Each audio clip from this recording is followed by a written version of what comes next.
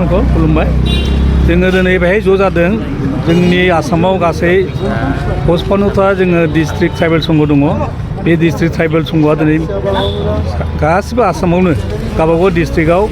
जाय गभर्नमेन्टनि नटिफिकेसन होनाय दं दाखालि माबायाव 18 तारिख 8/2025 बे नटिफिकेसनखौ जोङो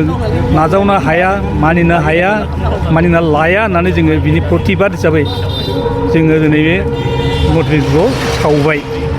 सावनायनि अर्थआ बेनो जोङो बेखौ जेरै गोसो मोदोम जिउजों जों ट्राइबेलफ्रा गनायनो हाया मानो जों गोदानै दानि बे 7 जनगोष्ठीखौ प्रटेक्टेड क्लास हिसाबै खालामनायखौ जोङो ट्राइबेल संघआ साबजायाखै आरो बे जनगोष्ठीखौ सोयोब्ला जोंनि ट्राइबेलफ्रा बहुद अधिकारनिफ्राय बन्चित जानांगोन जोंनि रांखान्थि जोंनि समाजखान्थि जोंनि थांना थानायाव जेबायदि जोंहा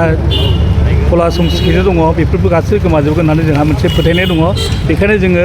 बे 7टा जनगोष्ठीखौ जोङो बे तिराप बेलन ब्लकआव बिसोरखौ जाहाथे प्रटेक्टेड क्लास खालामा बिनि थाखाय जोङो प्रतिबाद खालामनानै बेखौ सावनाय जादों आरो बेखौ जोङो नोंथांनि गेजेरजों सरकारनो मिथिहोदों जे जोङो बे नटिफिकेसनखौ मानिनो हाया गनायना लाया आरो बेखौ जोङो सरकारखौ नारसिनदों जाहाथे बेखौ उइद्र' खालामना लाफिनो आरो जुदि मानिथाराब्ला सरकारा जों बेखौ हाइकर्टआव केस होनानै आयेनजों जुजिनाय जागोन बेखिनियानो